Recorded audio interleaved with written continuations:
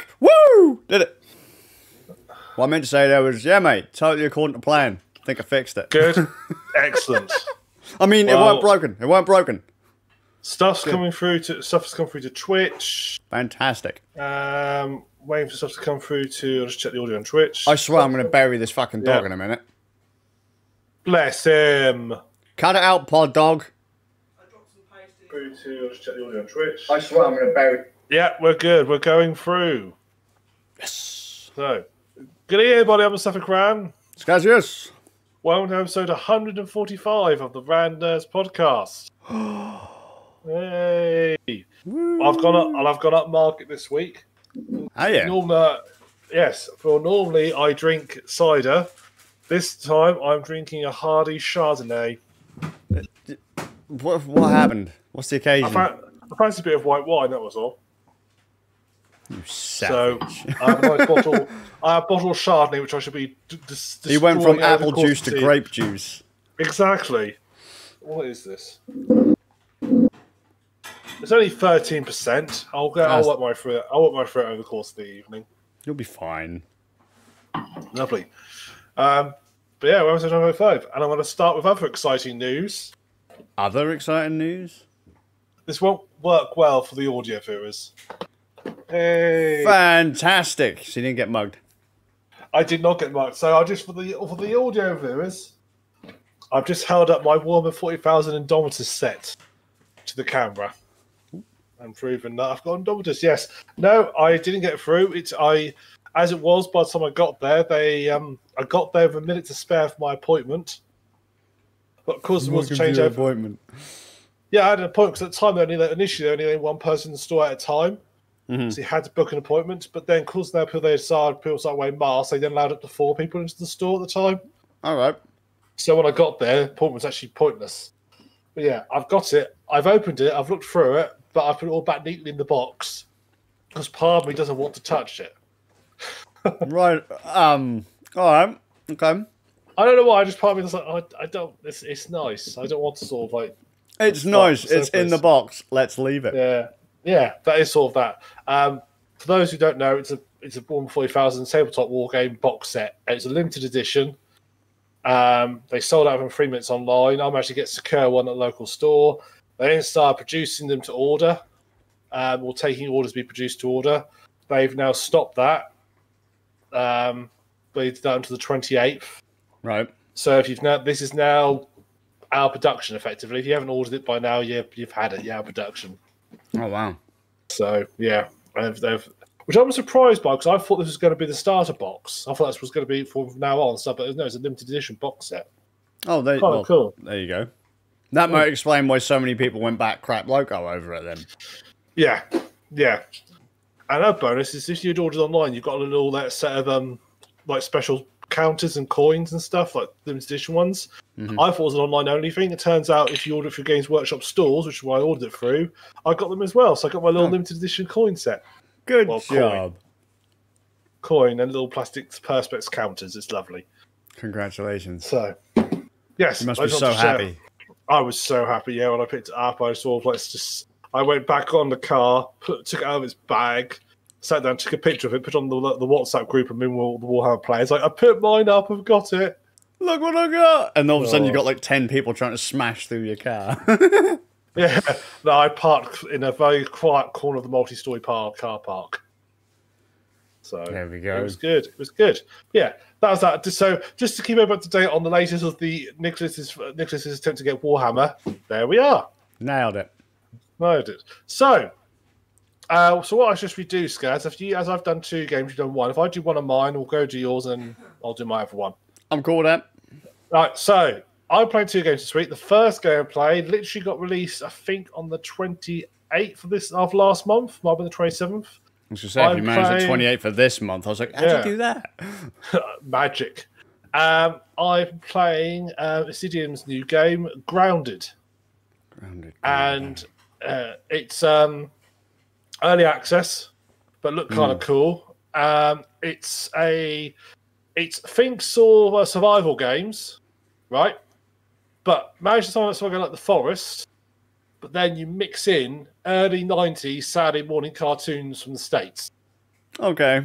So you play as a teenager, like sort of a young teen, who has, for some reason, not been explained why, has been miniaturized down. So he's only just bigger than an ant, basically.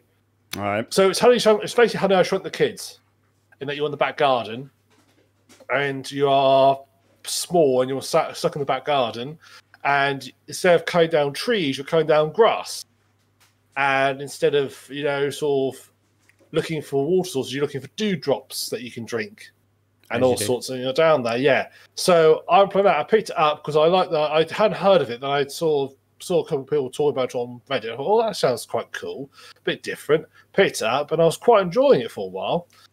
So I'll explain why. So when the game starts, once it loads, there's two things it tells you. It tells you this is an early access game. There's going to be problems with it. We've still got lots of content to add. Just watch out.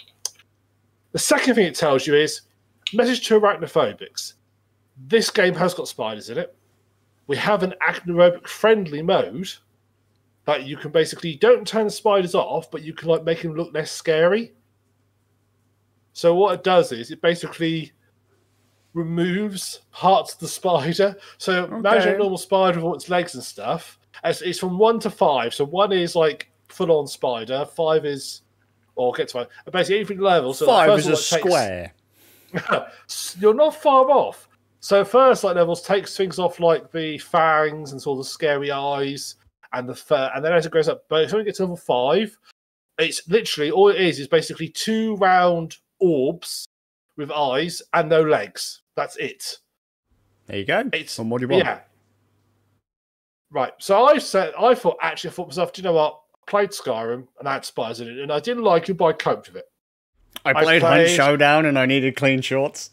I played Hunt Showdown, but I still got in there and fought it and killed and shot and got involved. I didn't run away. I did get in, not lots anyway. I did get in there. I did help kill it.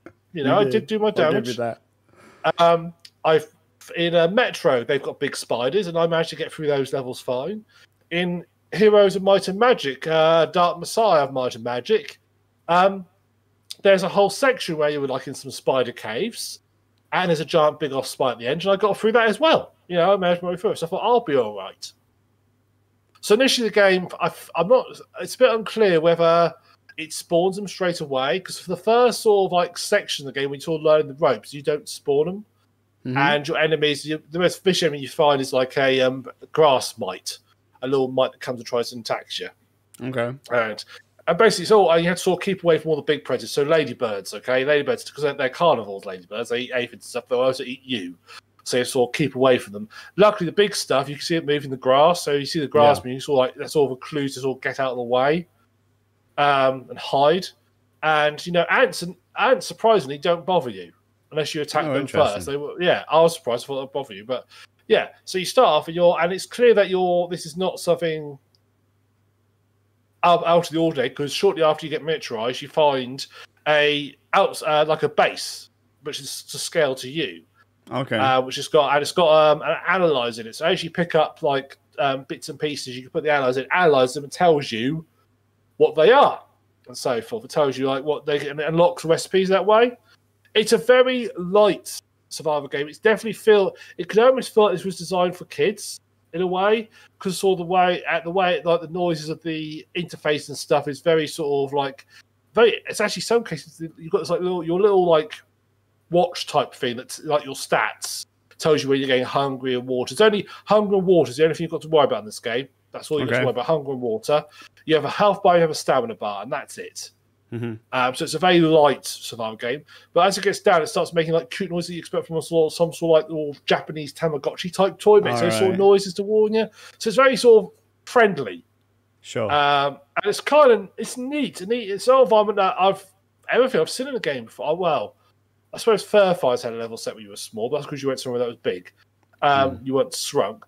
So it's a neat sort of thing to play in, walking around and so forth. Evening, Annie.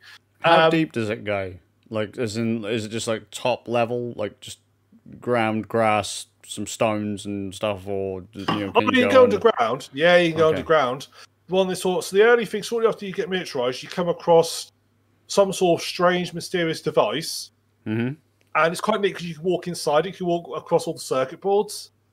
And like walk across, yeah, it's cool. It's got that's neat. That's what's neat about it. It's a different environment that I've seen before, so it's neat to explore it. And like you come across giant cartons of, someone's dropped a carton of like fruit juice on the ground, and that's just dripping. That's a source of liquid because it's just dripping water. But it's only a little few drips, but for your size, it's huge.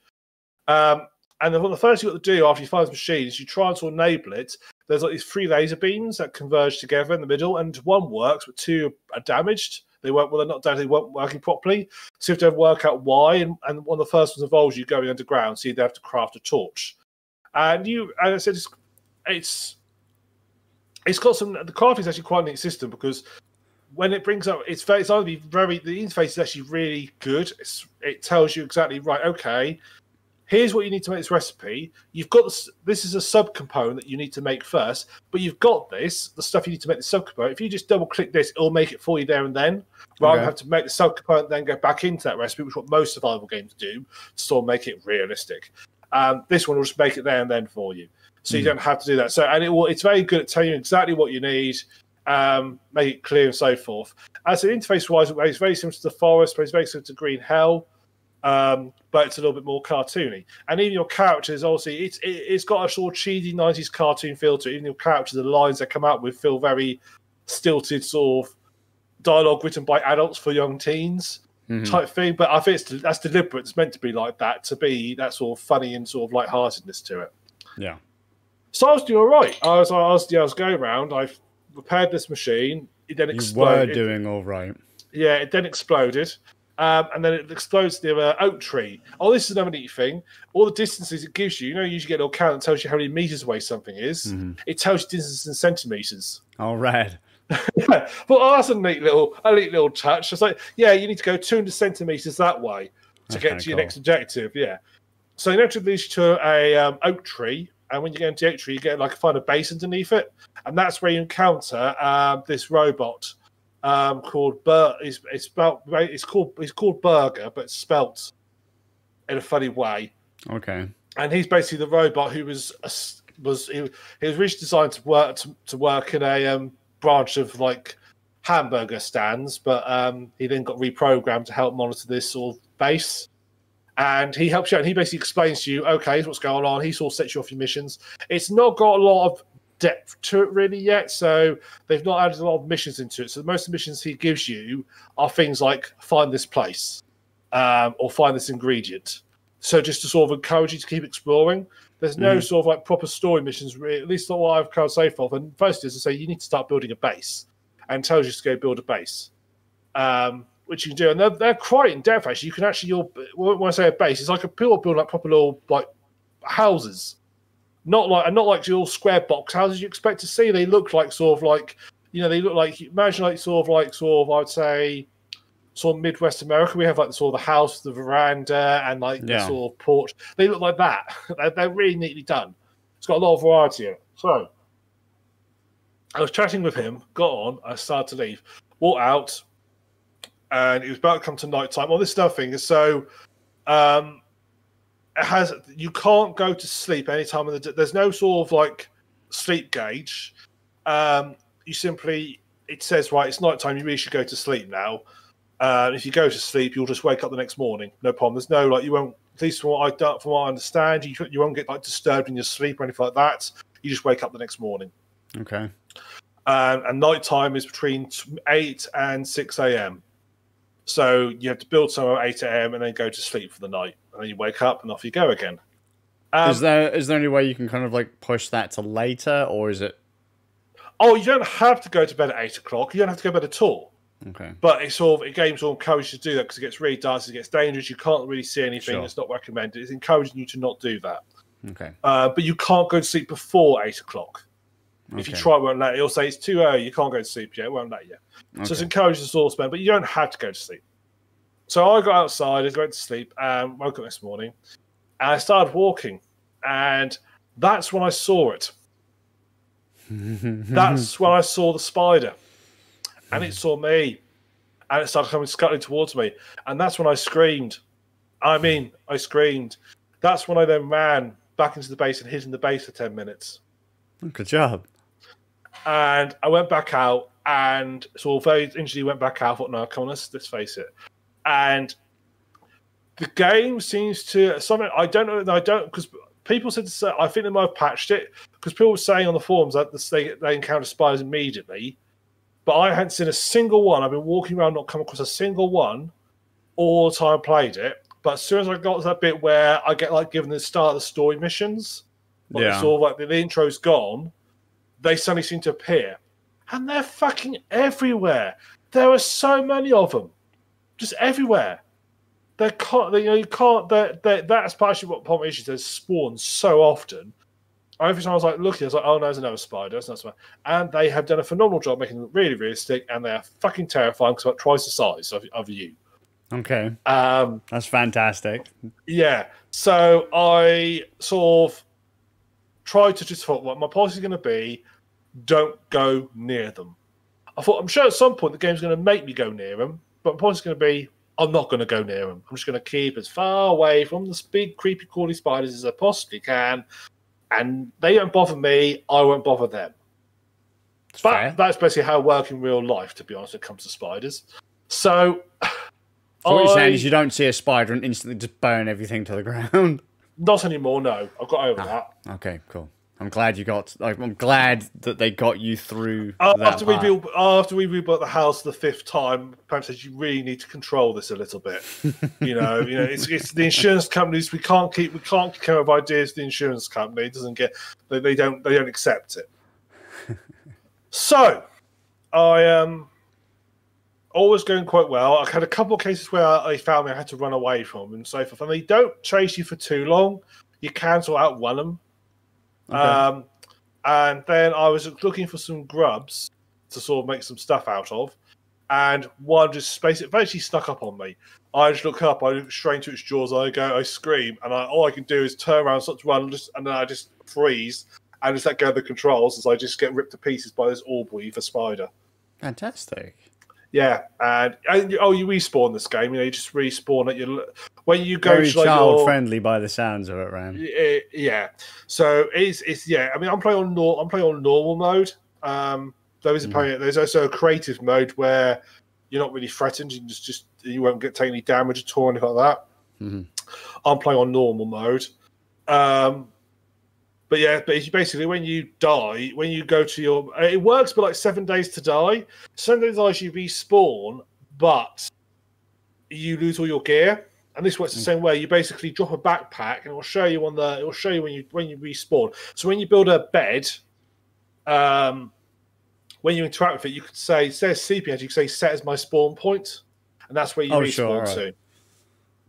And so you can move around. So you can set like lots of little bed bases around, just like move your spawn point around as you need to, which is quite handy actually. So respawn, they have to go get your bag, pick your bag up, and then you can pull the stuff out of it. So yeah, I died. Made my way back, picked my bag, got my stuff back. I was like, that was fucking terrifying. I'm not doing that again. The next night, it's getting dark. I'm doing quite a job avoiding everything. So I'm trying to find stuff to do, not drowning, figuring out how to sort out the liquid, sort out the food, and that sort of stuff. And at this point, though, I had made the feat, and I'd set the arachnophobia mode to the highest level of I am fucking terrified. Switch them off, please, as much as you possibly can. Now, the trouble was, it doesn't work for me because I immediately come across, walk around a corner, there's these 2 big orbs. They make the same noise as the original spider, and it starts bouncing, and its eyes glow bright red, and it starts coming at me. That's still terrifying. Fantastic. It's still terrifying. Yeah, I still went away. So I basically quit the game at that point. I was like, I'm never going to play this game again.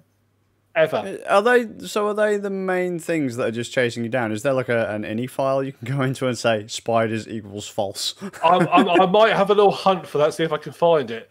And find yourself one of those one-click trainer patches and just say, now mate, spiders off. Gone. I kind of want that a level 6 on the arachnophobia, which Skazz. There are no spiders. Spiders do not exist. They're meant to be the big threat of the game. That's the idea. There's different types. You've got orb-weaver spiders, you've got tiger spiders, and the huntsman wolf spiders, which are the biggest threat of the game because they are like the proper. They don't make a web, they come after you type jobby. They're meant to be sort of the big sort of main threat of the game, but some people suggest, perhaps they could put in something that sort of replaces them completely with another creature that wouldn't be so scary. Because no one's about spiders that terrifies me. Because I'm arachnophobic, but they do. So at the stage, until they remove spiders, I'm not playing that game again. Fair that. That is literally. I'm not playing it again. I can't. I'm just too scared of them to play it. So I will say that is an interesting one. I mean, none of my fears translate to games at all. It says I've played many games with spiders in it. For some reason, theirs are just too good. Yeah, which is a compliment, I suppose. Yeah, it does. It is a compliment. They've done a really good job. Let me see if I can get you a picture. Okay. They don't really, in picture form. They don't look too bad. It's when they're in picture wise. Annie would love that game. He loves spiders, hates people. Okay, the game is called Grounded, Annie. You'll love it. It's got spiders in it and no people. Perhaps I don't know if Skazz, if you can perhaps put this up on the stream at all.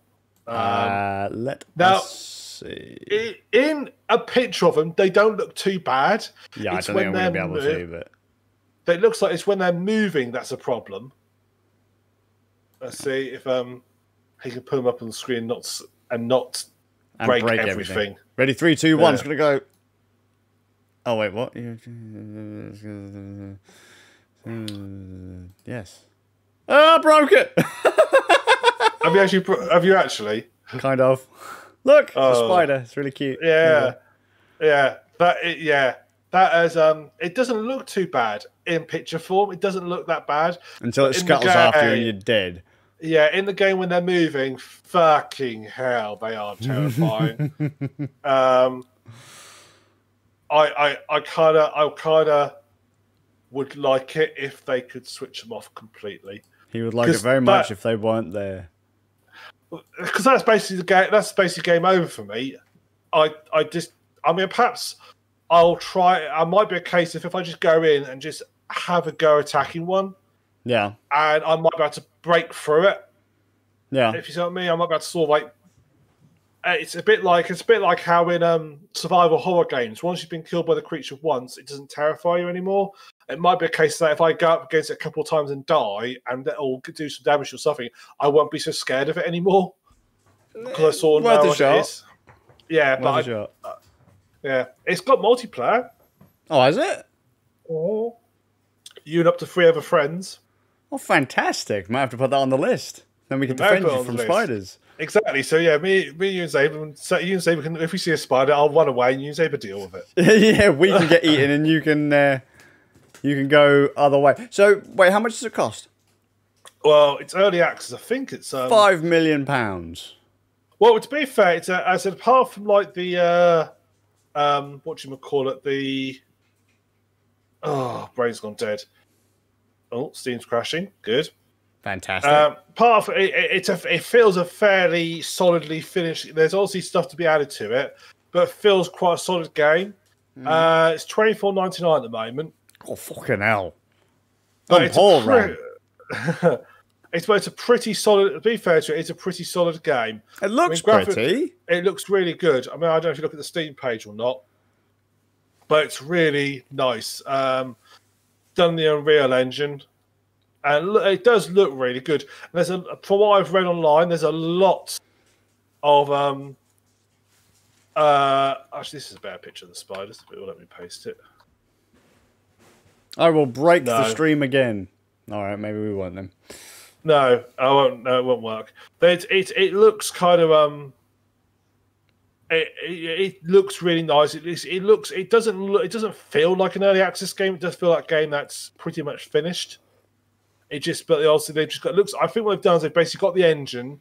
They've got most of the graphics, most of the sort of content there. They're just now adding the sort of like story structure around it. Yeah, at least that's what it feels like. Apparently, it's got a thing where the creatures they as your base gets bigger, you'll get attacked more often, which I don't understand because these are insects. So insects, they shouldn't be sort of reacting like that. But yeah, cool. So yeah, but other I actually like the game, but I just can't play it anymore. I'll have to look into it when I'm rich. Yeah, maybe when you get a bit of richness and we can get able to get it as well, we can all ground together, build a base, and I can laugh myself into Interesting thing about arachnophobia mode, it's player dependent. So if you are playing multiplayer, if you've got your set affect us if I have it set to 1 and you have yours set to 5, it's not going to affect how mine look. Fantastic. Because mine are going to look evil as fuck. So if you ever have to edit a 3-camera view game, you're still going to have to see the horrors on my screen. But it's okay. No, it's all right. If they're recorded, I ain't got a problem. Because I've been watching people's videos on the Reddit on the subreddit. Oh, okay. I've not got a problem. I've not got problems with people's recorded videos because it's like it's in the past. Okay, I'll give you that. It doesn't bother me too much. I've just realised I've done that right next to the microphone. I am sorry. We ain't editing it.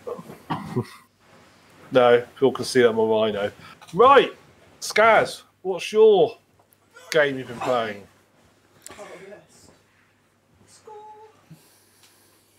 So I've unfortunately been playing Doom Eternal. Doom Eternal, the new I've lost track of the Dooms. That's the newest one. So it's the follow-up to Doom 2016. Although I'm not entirely sure if it's a direct follow-up to Doom 2016, because I must have missed a cutscene or something, because makes no fucking sense at all. You're implying that Doom made sense at some point. Well, no, but in Doom 2016... You need a story in Doom. Well, Doom 2016 has a story. You don't need a story in Doom. But it has a story. So, yeah, but it's... No! You can't say that, because Doom Eternal... Right, you know, way back in the day when Doom 2016 was coming out, I was a bit kind of, Bethesda's doing stuff. Don't know how I feel to that, because it's Bethesda, right? And then it turns out that they'd done Wolfenstein, and that was pretty good, although they've recently fucked that up. And then I was like, well, because Wolfenstein's alright, I'll give Doom 2016 a go. That was fantastic. And I was like, so, you know, Doom Eternal, just give me more of the same. And somehow they've managed to really stuff it up. Expand. So, Doom is all about moving really quickly through, you know, tight corridors that lead into arena-y style rooms, take out hordes of enemies, move on, job done kind of groove, right? You would imagine, it's pretty simple, dude. Give me some hardcore guns that do loads of damage and throw loads of enemies at me. As long as there are bullets everywhere, I'm cool. Great fun. Good soundtrack, great fun. You can't stuff that up. Just rinse and repeat. Just do it again. Doom Eternal decides that right off the bat, they're going to limit the amount of ammo that you've got. They're going to force you to use the chainsaw mechanic from Doom 2016. The chainsaw in Doom 2016, if you chainsaw an enemy down, they will basically just spill ammo everywhere. And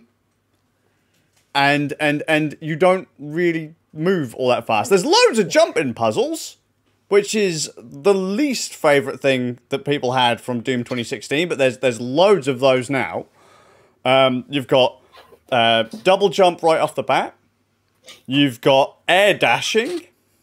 You've got random jumping puzzles that require you to double jump, double air dash, catch an item to recharge your air dash mid-air, and then continue to air dash. And you're like, none of this stuff needed to be here. We didn't need to make Doomslayer fly through the air to make Doom fun. But they've decided to make the bits that everyone hated in Doom 2016 longer, and the bits that people really liked worse. There you go. Yeah.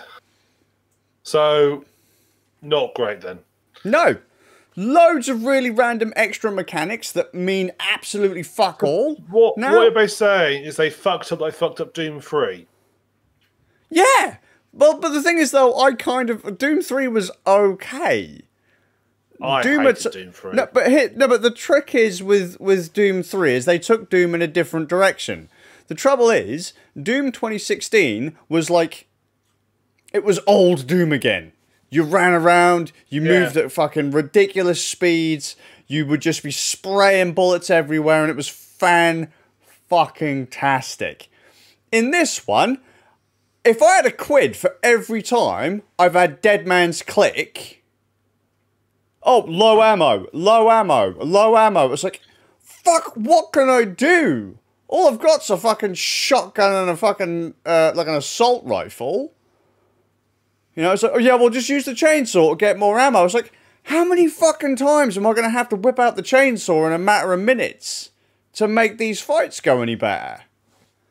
You know, it's just like, they're forcing the mechanic, because now as well, the chainsaws, so the chainsaw has like 3 bars of fuel, and if you use it on a big enemy, it uses 3 bars, if you use it on a little enemy, it only uses 1 bar, but they've made it so that it regenerates fuel up to 1 bar. So you know they really want you to use that fucking chainsaw. Yeah. They've now got like a little flamethrower mechanic thing where if you set fire to enemies and then you shoot the enemies, they give you armor, which I never fucking used because it wasn't there before. So I'm just expecting to pick armor up off the floor. No. What was the other one? You got respawning grenades. That was in the old one. Chainsaw is annoying as balls now. Glory kills seem to take... they're boring now. You know, glory kills being... So when you get an enemy down to a certain amount of health, you can run up to them and execute them, and that will make you get a little bit of health back. Just... It feels like a slog now. Oh, and I don't know why, but I swear graphically it's worse. The game looks shit. The maps feel awful. Enemies look worse than they ever did. The menus, the user interface, looks like hot shite. So, but yeah, it sounds like they took everything that was good about the previous game and stripped it out. Yeah, pretty much. No, that's it. That's a real shame. Oh yeah, and look, Annie's just gone and said in the chat, let's not forget about wall climbing, which wasn't in Doom 2016. Doom guy's now doing parkour. So what the fuck? I knew it was jank when they added in, so you had double jump right off the start, right? And then all of a sudden it's like, yeah, but now we're going to add in air dash, so you can like dash forward, so you can double jump and then dash forwards and then dash forwards again, because you can do it twice. Fantastic. You can change direction in midair as well. But now, that thing over there is a little too far away. So we're now going to add in another item to make this an extended jumping puzzle.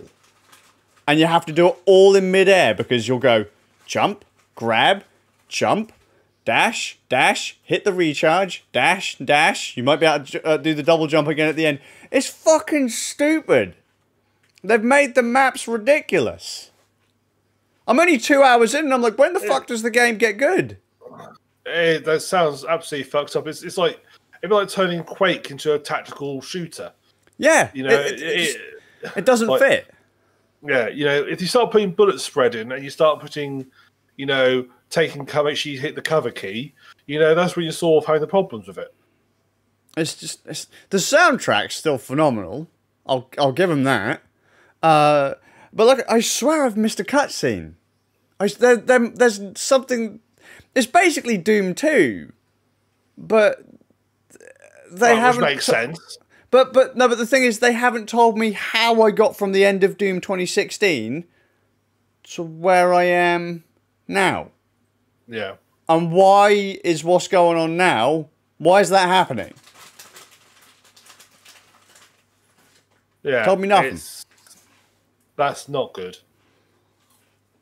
And now they're introducing all kinds of new mechanics and characters and worlds, and I'm like, I have no idea what any of this fucking means. I really hope they're going to explain it later on, because I'm just like, I'm switching off. I'm like, I just want to go back to play Doom 2016. It sounds like you had the same situation I had when I went from playing like Rainbow Six Raven Shield to when they re-released Rainbow Six as a cover-based shooter. I was like, what the fuck have they done? Everything that was good about the game, they've stripped out and turned to something else. Why have you done that? And it sounds the same thing. They've took... Because you say, Doom is about fast pace, bang, bang, bang, bang, bang, constant bang, you know, fine, run out of ammunition, you just quickly switch weapon, you keep going, bang, bang, bang, glory kill, ball. Yeah, that's what Doom's always been about. It's not been about having to think too much. I don't mean that in a bad way. It's not so much... I mean, there isn't even much thinking in it. I mean, it just... The problem is, I'm having to think about resource management. Yeah, and I shouldn't have to. It's a Doom game. Not a Doom game. You shouldn't be doing that. Doom is meant to be a very flowy game. It's meant to be just a flow the whole way through. You know, you should be doing ridiculous stuff. You should feel like a fucking Superman. And it sounds like... In some cases you do, because they're throwing the same, like, 10 enemies at you over and over and over and over again. But, like I said, just stop forcing me to use the chainsaw. Just stop it. You know, it's like, oh yeah, but you got to, because we've now made it so the chainsaw respawns, all refills part of its bar, so then you can get loads of ammo. It's like, yeah, but it doesn't give me shit tons of ammo. It gives me just enough to maybe possibly clear out the room before I have to use it again. Yeah. Oh, and the fact that the game also tells me I have to use precision shots on certain enemies in certain places. Oh, what? Especially, yeah, sniping in a Doom game. And I just want to throw out there, I haven't got the perks or add-ons for any of the guns that allow me to snipe. Because in Doom, I run around like a madman, blasting things into tiny fucking pieces. So I've gone for heavy explosives and stuff like that. And now the game's like, oh yeah, just snipe. I'm like, what the fuck do I want that for? That's ridiculous. It's just utterly ridiculous. Doom Eternal, folks. Glad I got it on sale, because I wouldn't have paid full price for it. That is so stupid. And I want to throw out there as well, I'm enough of a fan of Doom 2016 to own it on Xbox, PlayStation, Switch, and PC. Yeah, you loved it. I know how much a fan of Doom you are. That was fucking fantastic. I mean, well, up until... Oh, hang on, here we go. Not that you can see this, Ram, but I'm actually drinking out of a Doom 2016 glass. Yeah. So, I'll see it in about 30 seconds time on the stream. No, it's just fucking just dumb. That is ridiculous. I couldn't believe it. Like, if you get a chance, Ram, at some point, I want you to, when all this lockdown and shit's gone, you're got to come down here and you got to try this, because it's fucking awful. The intro to the game is atrocious. Doom 2016's was magnificent. This thing is this slow, sluggish, staggering shitfest. Next, you'll be telling me they've got rid of the BFG. Well, that's probably... Oh, apparently the game is like 20 hours long, so I probably won't get the BFG until like hour 19. Yes, Doom's a good game to do in that. I remember when I said... So I remember playing through Doom 3, which was a reboot. You know, it's called Doom 3. It was effectively a reboot. This is about Doom. I think Doom's been rebooted for at least 3 times now, if not 4. Yeah, I remember against the end of Doom 3, and you get this cube that's like just the soul cube. Yeah, and you finally get it, but it's like you only got like an hour and a half of the game left. It's like, oh, I can't really enjoy this. That was a thing that's quite common in games back in the day. Was they give you the really cool stuff like 10 minutes before the game ends? It's like, well, yeah. Give me at least a few hours of enjoyment of this. I will say Doom 2016 gave you plenty of time to enjoy the BFG. Yeah. Although, when I played Doom 3, I played a modded version called Last Man Standing, so I could play 2-player co-op. There was no BFG. Oh, what? Players could not use the BFG in that mod. That is pretty stupid. I just want to check something, because I want to read something about the BFG. I just want to see if it's correct. So I think I read something about the BSG in the original Doom.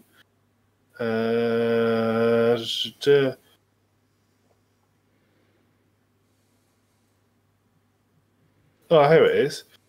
Because one thing I only found out fairly recently was the BFG in the original Doom was hit scan. Oh, there you go. So actually, I'm skimming reading through this, but actually, where it didn't fire instead, when you pulled the there we go. When the player pulls the trigger, the ribbon traces the direction in front of the player and instantly affects whatever the lines are intersect with. It's different from projectiles. About this. I remember this is quite interesting actually because it's not something you expect to do. The BFG fire projects as well as formed like hit scan traces. Yeah, so basically it fired a hit scan when you pulled the trigger, and that whole projectile thing was like not where it's actually going to hit. It was like just a bit of an after effect. So it's an interesting choice. It looks like a projectile weapon. It's actually hit scan. Just interesting. I thought I'd throw that out there. There you go. There you go. So Doom Eternal, thumbs down.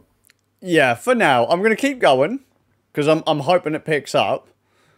But as it stands right now, I mean, just from the user interface, I looked at it and I was like, what is this mess? It looks like they had the interns make it. Probably did. You know, I'm hoping I clicked the wrong button and I'm not on the actual campaign mode or the story mode or whatever. I'm hoping I've gone to like an add-on mode or something that's like a side story or whatever because it's jank as fuck right now. That's a real shame. And I say, how do you fuck up Doom? Really? Yeah, how do you fuck it up? That's what I can understand. It's like simple. Give me big ass guns where I can run around and shoot things in the fucking face. Give me a badass soundtrack, and even more things to kill. And once I kill them, throw more at me. You want to almost sort of sit in on the thought process and find out what was the thought process. Hey, what was the thought process behind this game? What was you thinking about what led you think? Well, the players love the running around part. Why don't we make that more restrictive? Oh, dude, it's even better because there are sections in Doom 20. Sorry, not Doom 2016. In Doom Eternal, where if you touch the floor, there's like this purple slime ooze stuff. Now, I instantly assumed it was toxic. It's not made to be toxic. It's made to slow you down to like half fucking speed. That's ridiculous. Oh, pardon me. That's ridiculous. Exactly. That's how ridiculous it is. You almost vomited over your microphone. I did. My new Rode microphone. Don't vom over that. No, damn right. But yeah, Doom Eternal just fucking bin it off. They did the same thing with the new Wolfenstein game. Wolfenstein New Blood or what the hell ever it is. They turned that into like a... You know how like Borderlands where the enemies have health? They become bullet sponges and shit. Apparently that's what they did with the new Wolfenstein. Oh, really? And it's like, what the fuck were you guys thinking? You just want to say to them, hey guys, just think about what you're doing. Just take a moment and think. Look at the game. Look what people enjoy about the game, and don't fucking change it. You know, tweak it. Tweaking's fine. Yeah. Look at the best in words and tweak it. Don't fucking change it. If they literally gave me Doom 2016 on Earth, I'd have been like, fuck yes, I'm in. But they didn't. In fairness, half of the time, I have no fucking idea where I am. That's really sad. Yeah, they broke it. Like I said, I'm going to keep playing. I'm going to, hopefully, maybe I've missed something. But we'll see. Perhaps as you get on, perhaps something will unlock and it'll get better. I don't know. We'll see. We'll see. What else you been playing, mate? Right, well, I've been playing Warhammer 40,000 Mechanicus. That's the new one. I think that's on Nintendo Switch as well. It kind of new. It got released in 2018. Oh, well, yeah, but for Nintendo Switch, if that came out within the last, it's new. Yeah. So Mechanicus. So it's basically following the part of the Warhammer 40,000 universe where you deal with the tech priests of Mars. So the Adeptus Mechanicus are basically, in the history of Warhammer, Mars became a technological hub. They started worshipping this god called the Omnissiah, who initially, the Empire was against him. It was like, you should be worshipping the Emperor, you should be worshipping the Omnissiah. The Omnissiah, the Emperor is one true god. And they had a bit of a fight, and then actually the guys at the Imperium thought, actually, these guys have got a lot of technology that could be really helpful to us. Hey, do you know what? We think the Omnissiah is actually just the Emperor in a different form. And so thus it was found that the Omnissiah was just the Emperor in a different form, and therefore the Mechanicus were fine. And they were okay. And they were fine. And it doesn't matter the Omnissiah, which is technically heresy, because actually the Emperor. That's fine. It was decided. They just decided that. I was like that, sort of like, we're all against other religions, but these guys have got lots of useful stuff for us, so we'll let it pass. Yeah, for sure. And give a bullshit reason behind it. So the tech priests of Mars, they're a bit crazy. They basically voluntary. They see flesh is weak, and the ultimate goal for tech priests of Mars is to replace your entire body with mechanical components to become fully augmetic, fully mechanical. There's no of the weak flesh left behind, and you're basically a robot. That's their ultimate goal. But they consider themselves technically a cyborg. Because you were human, you just gradually replace yourself with more mechanical parts. Because robots are bad. You can't have robots, you can't have AI.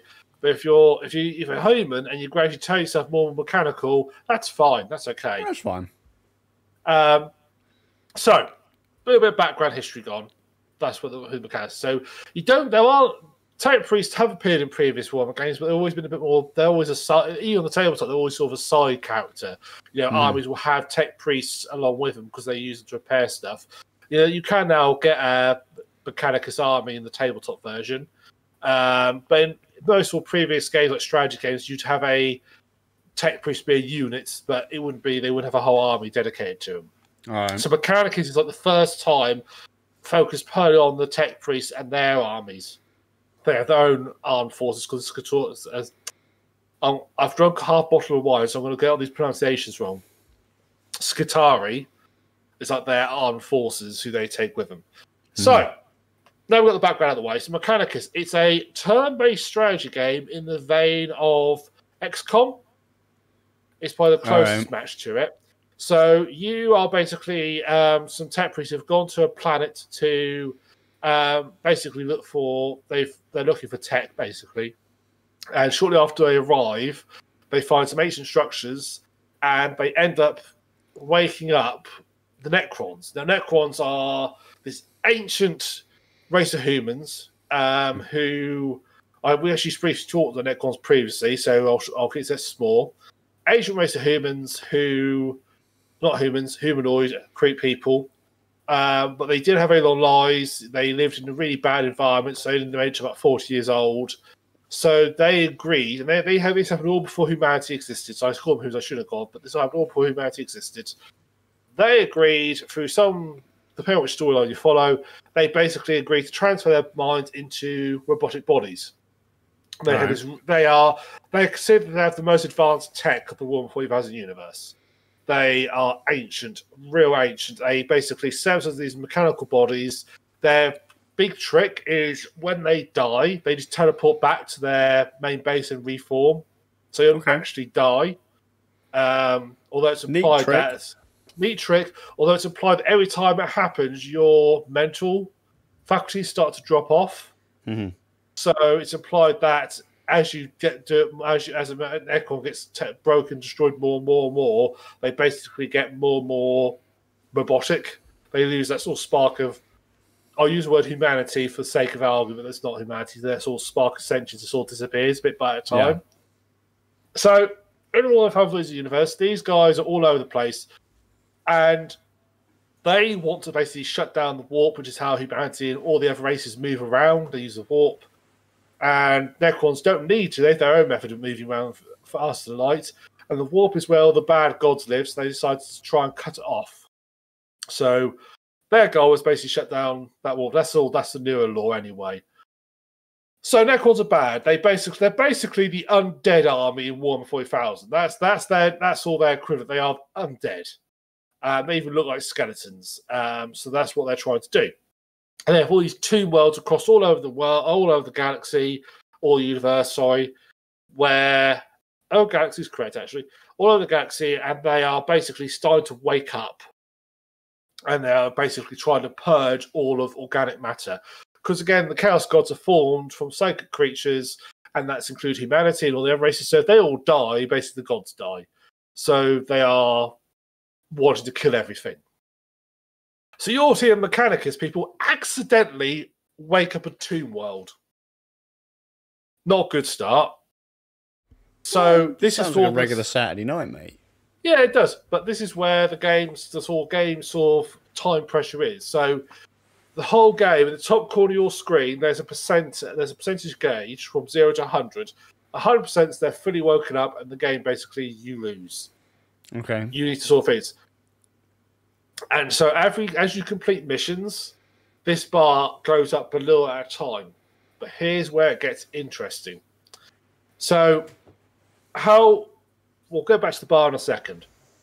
So how the game works, you have your mission screen, you have all these advisors who represent different faculties of the Mechanicus, sorry. I'm really mucking this all up. I shouldn't drink all that wine. You have like someone who's like represents all the more religious side, and he's like really like, okay, he's more, it's very much into the let's fill this tomb of incense because that'll make everything more uplifted spiritually and so forth. The sort of spiritual side of the Omnissiah. You've got a guy who's all the more scientific side. He wants to grab the Necron technology to research it, which the religious guy doesn't like because he doesn't like anything that's not humanity made. He feels that he sees it's heretical and Xenos stuff is bad, so he doesn't like it at all. Whereas you've got some guy who really wants it because it's good technology. You've got someone who represents the quartermaster, who's like after your ship's resources. You've got someone who represents the Skazz, the actual armed forces. She's like the captain of that. And she's sort of like interested in sort of like supporting her team. And these sort of advisors, you basically play like the sort of Magos in charge of the whole ship. Yeah. These advisors are basically will talk to you, and they'll basically come across with missions and so forth and ask you for help. So what you have is you have a team called your cohorts, which are Mechanicus priests. And so the aforementioned people have changed their bodies with biological implants.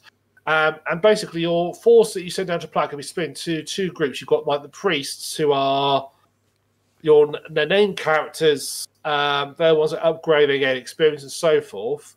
You then have like troop choices, which could be servitors, which is all lobotomized humans, Sectari, warriors, and so forth.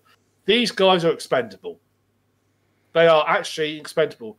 The game, when you lose a servitor, for example, the game says, yeah, well, servitor number 000001 has died. Okay, that's right, we'll get another one. They are expendable. So those guys, so your named guys, I don't think died, because I had a mission where everybody got wiped, but they all survived. I was going to have to recruit new people, but they all survived. They came back, I was going to use them in the next mission. Fair that. But your troops don't survive, they're dead. They're gone, but it's okay, you got plenty. So you'll just get some more sent through and just start again. So your force is split into two groups. And as a result, so the sort of actual tech priests are like sort of the ones who've got all the sort of more advanced weaponry and equipment and so forth, and all the special abilities.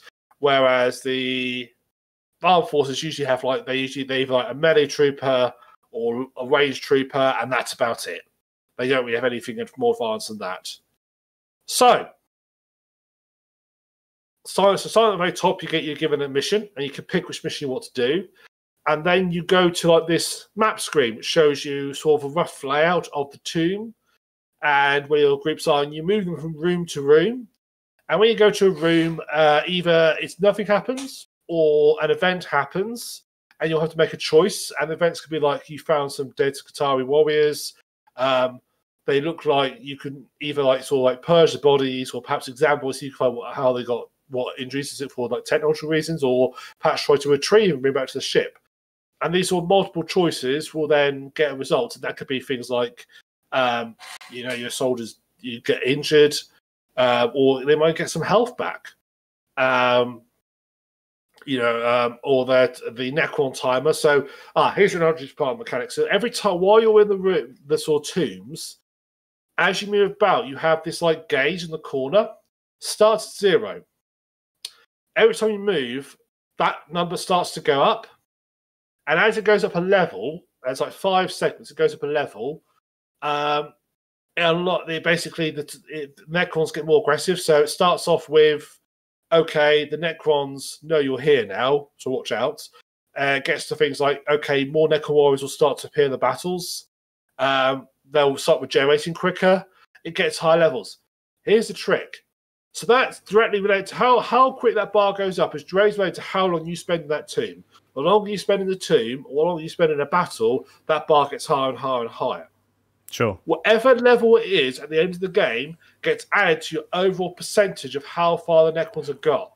Cool, blimey. So if you're quick... don't dilly-dally. No. Yeah, so if you're quick and you get out and it gets like level 3, you only add 3% on. If you take your time and it gets like 6 or 7, you're going to add 7% onto your overall spec. That's sort of its interesting to mechanics. So you're encouraged now. You might unlock more stuff by exploring the tombs more, but you're going to put that bar up. So you've got to decide. I'm working on the principle now. I'd rather get the guys to have the experience and solve. So actually, I'd rather get them in and out quick and do more missions.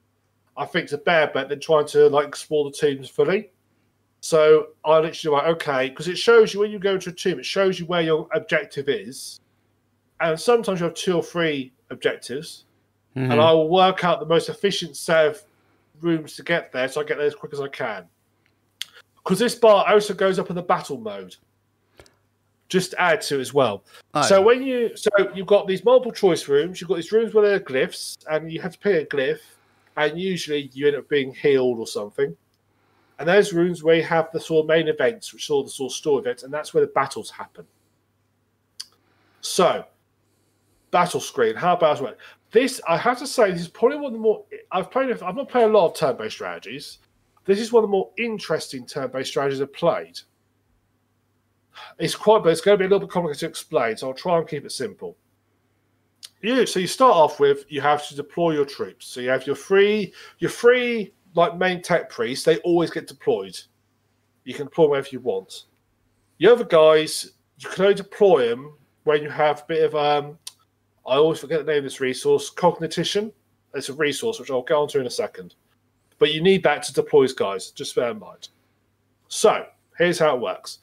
You deploy your 3 guys, the mission starts. There's an initiative screen, which shows where everybody is. And again, works through in rounds. And the initiative work is obviously, and you can, depending on what events you've done in the game, you can push initiatives either in your favour or the enemy's favour. So if you do something that takes you a while, you might push the initiative into the Necron's favour, which means they get all their guys bumped to the front of the coup, as it were, and vice versa. Or if you don't, it's just a bit of a random assortment, and you guys a bit randomised who goes when. I don't think there's any sort of stat that controls. I think it's just randomised. So every person acts individually. So when you have a guy, he can, or she, they'll get certain stuff that costs them nothing to do. So they can move a certain distance, costs them nothing. Certain weapons don't cost them anything to do. Most of your weapon stuff have cooldowns, so when using them, they usually have what is usually a single turn cooldown. Some have 2 or 3 turn cooldowns. I'm sure some have longer than that. Here's where it gets interesting. There's this resource called Cognitech, I think it's pronounced. And you get that by basically analysing like sort of structures in the levels. You get it by when you kill somebody. You get it by being their corpse. Your servitors, when they die, give you this resource. When I say this resource, I mean literally you start off the game, you have a maximum of 4 points of this resource. When you start the game, 4 points. This is used to activate special abilities. So, if you want to use your close combat melee attack, it requires 1 Cognitech. If you ain't got it, you can't use it. you can use it to move another movement range again. So you could basically do like a double movement and move again. But here's where it gets interesting. As long as you've got that, you can keep using it. So your guy could move 4 times. Yeah. Or 5 if you count the initial 3 move and get a long way across the map. I've seen that in games like Valkyria Chronicles, where literally you could move, say, for example, a scout, because they're the fastest moving units on the map. You could literally, in some cases, you don't actually need to kill all the other units on the map. You just need to get to an objective. And you could literally just sprint a scout across the map and bam, be done. So you use its initial movement points, then you spend whatever, which will then let you do the same thing again, but maybe like at half distance, and then again a half distance of that, and then until you basically have no more resources to use. I don't know how it works for Valkyria, but in Mechanicus, it's a shared resource across all your troopers. So yes, you can move one guy and use all your resources up, but that means the next person who gets to fight might even do basic attacks because you've not left any behind for them to use. Yeah. Now you can gain this, and you gain it immediately, which means you can do things like, okay, I haven't got it at the moment, but if I move here, I want to attack this guy with melee, but I ain't got enough to activate it. But he's right next to an obelisk, which will give me 1 point to this thing. So I move there first, I'll get the point, then I can move into melee range and attack him. Yeah. So your guys can do actually an awful lot. You can also, all your servo skulls, you have every tech priest is a servo skull.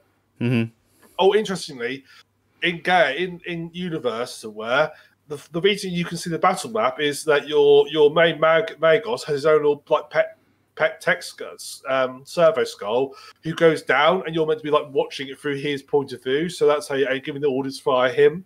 Sure. That's sort of the game thing, yeah. So you can say your service goes off there, and they can either analyze an enemy and they'll tell you their stats, or they'll go and they can collect some of this resources, and you can upgrade them. So some of these obelisks, for example, give you 2 or 3 cognitae, whereas a standard service can only take 1 at a time. You upgrade so they can take all of them. So that's quite useful. So you can send your guys off sort of thing. So you can, if you're clever, you can really manage this well. And that's the trick to the game, is managing this resource of gaining these points, actually planning how to do things in certain orders to maximize these points, so you can then use and do all your special abilities. As you get better weapons, they require, better range weapons require use of this resource as well. So it's you are sort of constantly working against this one resource, because you can end up in a situation you're not careful. I've got a guy now who's got both a weapon and a melee weapon that both require resources to use. If I'm not careful on using all my resources and he's the next priest in the game turn, basically I can't do anything with him. I can move him, that's about it. Sure. So you've got to be a little bit clever how you use this up. So that's a neat mechanism, actually. In the third-person strategy I've played, I've not seen that before. Really neat mechanism. I like it. And when I first used it, it took me a while to get used to it, but actually once I sort of figured it out, and I've definitely got a lot better strategy-wise at balancing it off, because if you do it right, you can do so much. So you kill your Necrons. When your Necron dies, they don't die immediately. They can start regenerating. You have to actually go up to them, do a final killing blow to finish them off. Sometimes you do a lot of damage, you will finish them off straight away. Yeah. But if you don't, then you have to go up and do a killing blow on them, and otherwise they'll regenerate and stand back up again. So a mission is complete when either you've killed the enemies or they're all down, even if they've not regenerated yet. You might have extra objectives in your missions. So the ones I played have been survive for X number of turns. So everybody's had a go is a round. So 4 rounds, everybody gets to have a go. You've got to survive that many turns. And Necron's go, if they're regenerating, counts as their go, basically. So yeah, that's the go round. Also, you might have one where you have to scan things. So there'll be certain units that you have to go up and scan. And if you scan, you get this resource called Blackstone, which is what you use to upgrade tech priests. So you scan all these units, you upgrade it, and so that's a neat mechanic. You also have prayers, because you are tech priests. You can pray to the Omnissiah. And these prayers are pretty ridiculous. They are one use per mission. Once you've used them, they're gone for the rest of the mission. You get them back at the next mission, but they're gone for the whole mission.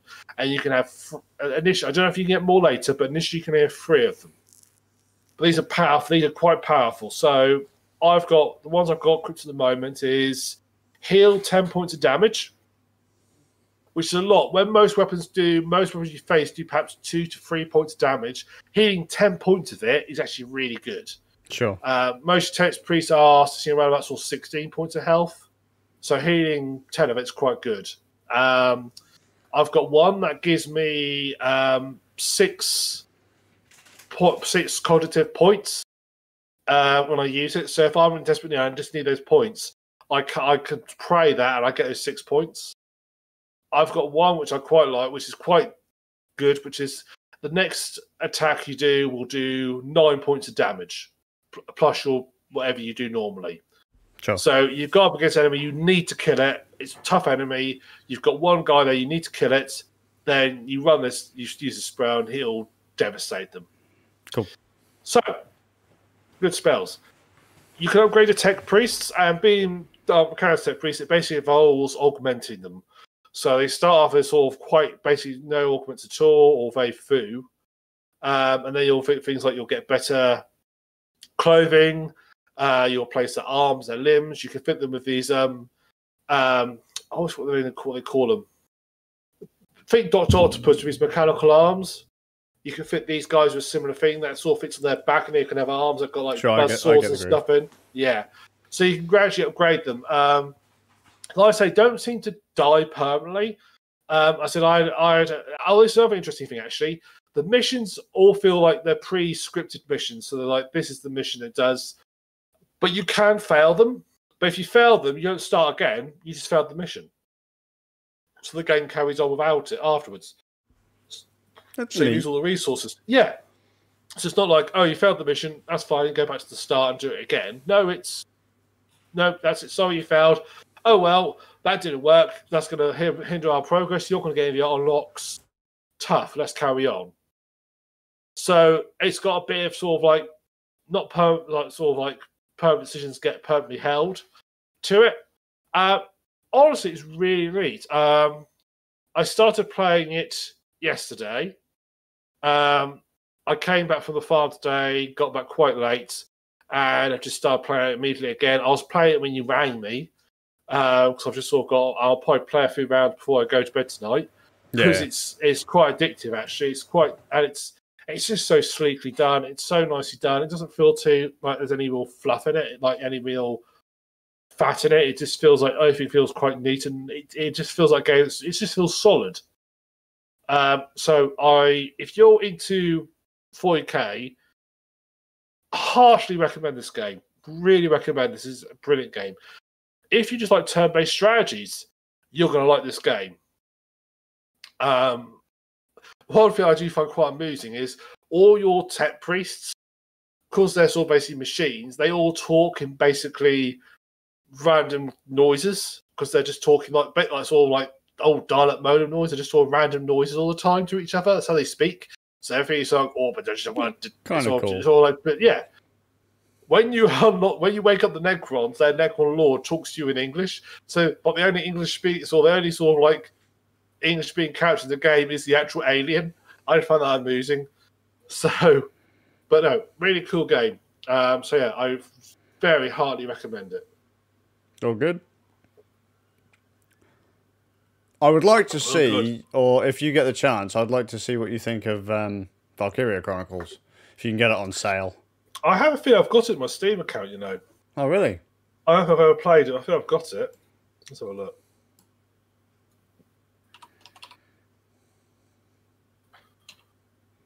Maybe I haven't. Oh, no, yes, I have. Yeah, I've got it. I've not played it, but I've got it. There you go. I think I got it when I got it when I remember many podcasts ago. I remember Bard talking about this game back when you were in your old house. Yeah. And he talked about this game. I think I picked it up after he talked about it. It sounded quite cool. So It is yeah. fun. I mean, But, I think I first played it on PlayStation 3 years and years and years and years and years ago.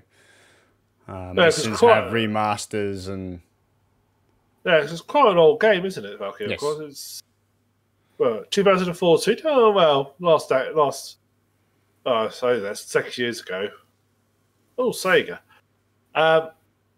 Yeah, neat game. So yeah, Neato Gamos. rad. Cool. Right, that's about it for me. I haven't got much else to say. Do you have anything else to talk about? I've got nothing, mate. To be honest with you, Marvelous, marvelous. Oh, I did think last night. I've What's that, mate? worked out a film that needs to be made into. I could see be made into a game now. It's probably got made into a shitty game in the past when it came out. All right. Probably like a 16-bit game. Because last night I watched The Running Man.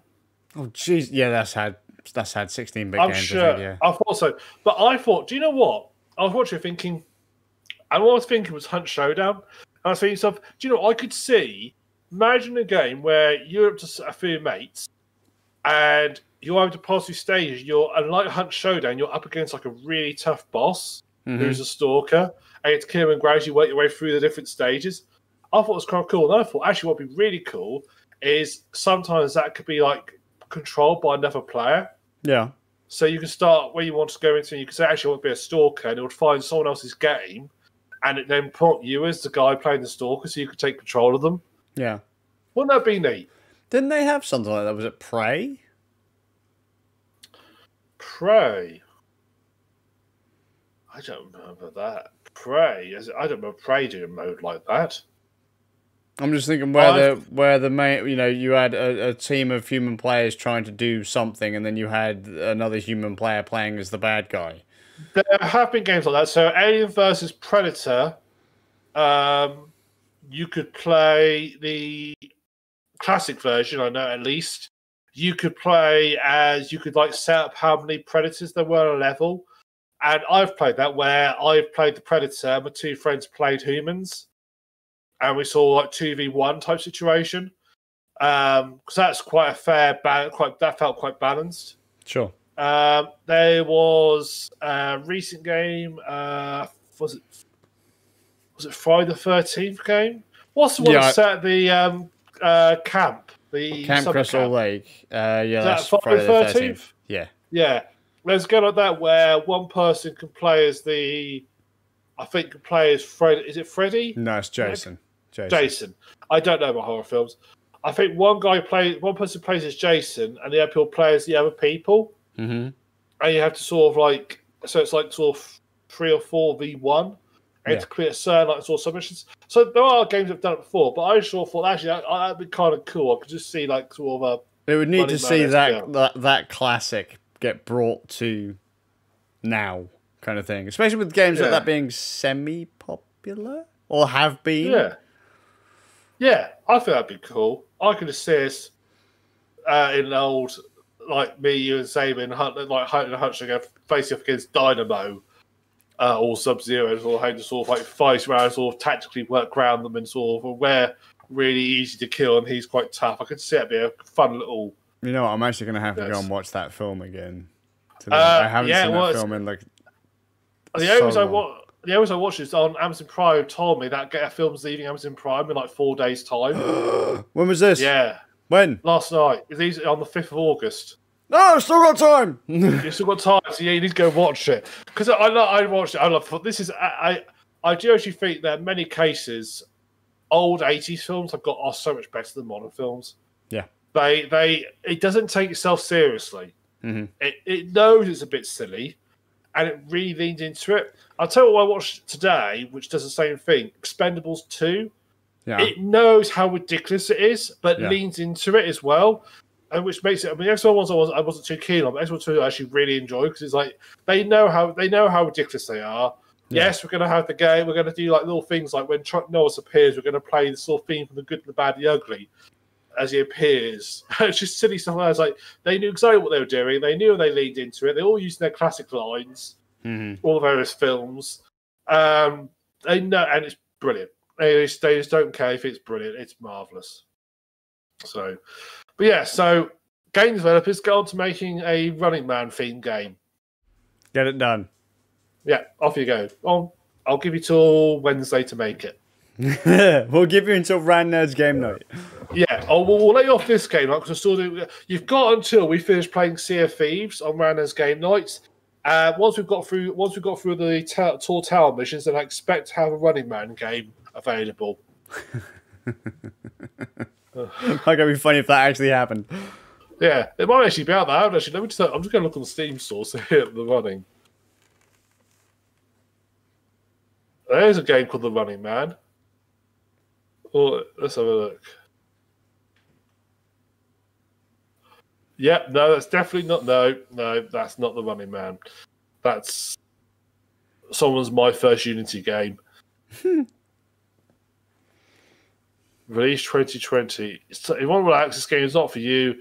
This game is making you rage, go through challenging hard levels, and once to finish on, will you take the challenge? Yeah, it doesn't look very good. Yeah, it's My First Unity game. Similar to games you have played. Right. I want to link you this game, Luke, and I want you to tell me all right. What games do you think Steam is telling me it's similar to? Because it's saying to you, here are the games you've played, we think are similar enough that you will enjoy this game. All right, go on then. Let me just link it to you.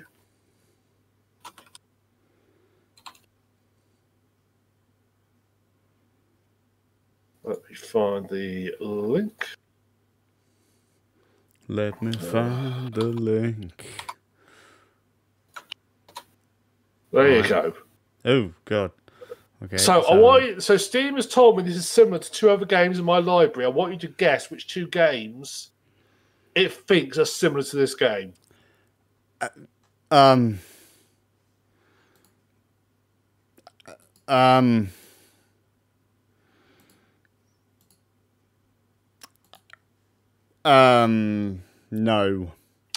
The games that Steam thinks it's similar to is Assassin's Creed Origins, and Dishonored 2. I can totally see that. Yep. I don't even know why I didn't think of it. I'll sort of give Assassin's Creed Origins Sword Pass because there's a lot of running in Assassin's Creed Origins. But Dishonored 2, I spent most of Dishonored 2 crouching. So it's not called the Crouching Man. If it was, then you'd get it. Yeah, I get it. No, Crouching Man who can blink occasionally. Yeah, no. Yeah. Okay. Anyway, that's got nothing to do with The Running Man. I'll put a link in the show notes for the people to see what game is out there that is basically Steam. Steam runs Assassin's Creed and Dishonored 2 matchup. And it's basically My First Unity game. It's going to be fantastic. So, by the way, Skazz, I think that's it, you know. That's it? We're done? We've been going for an hour and a quarter. That's quite good. We're fantastic at this. We have. We've done it before. And you know what? We've not filled it with loads of filler. We've actually discussed actual playing games. I know. Don't get too used to this, though. No, we can't keep this up. So I'll have to find another Neptunia game to throw in there at some point. Yeah, you seem to be a bit short on the Neptunia games. They stopped making them. I've got two. One of them was released on Switch like no more than 3 days ago. Yeah, but is that when you say whoa? When you say it was released on Switch, is that like the game? It was a PlayStation 4 game and a PC game, but they've just released it on Switch. Yeah, I thought it'd be the case. Although, quick news: Ys is being released on Switch. Oh, good. Ys Origin and Ys 9. Yeah, it's going to be great. We saw that's going to see out for live stream for the next 2 or 3 months at least. Yeah, pretty much. I'll put a link in the show notes to people. Right. Well, thank you very much for watching. I'll do the TheSuffolkRam. Skazz. And we'll look forward to seeing you in a fortnight's time on the 15th of August, 2020. This is current day is currently the 1st of August 2020. We'll be on at 9:30 GMT +1.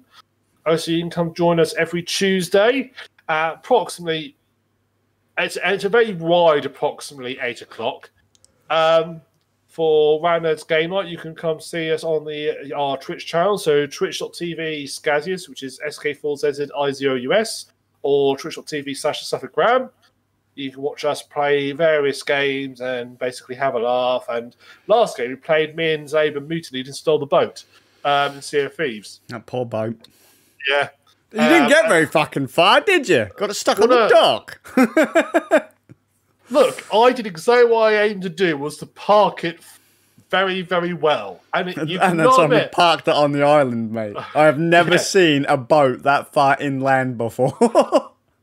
Look, I was trying to recreate, and I think it's speed 2 or 3, where basically it's a cruise line and it crashed into the dock. I was trying to recreate it, and it didn't go well. It turns out there's not much destructible terrain in Sea of Thieves, and it turns out that a dock is stronger than a boat. Yep. Who knew? So yeah, I crashed it. We did do that little hop over that island though. That was quite fun. Mm-hmm. Where we just hit so fast we just drove over the island. That was quite fun. Yeah, so you get to come enjoy that on our stream. So yeah, I hope watching. And yes, you can subscribe to iTunes, but we'll soon be available to Cyber lots of many other things once I get around to sorting it out.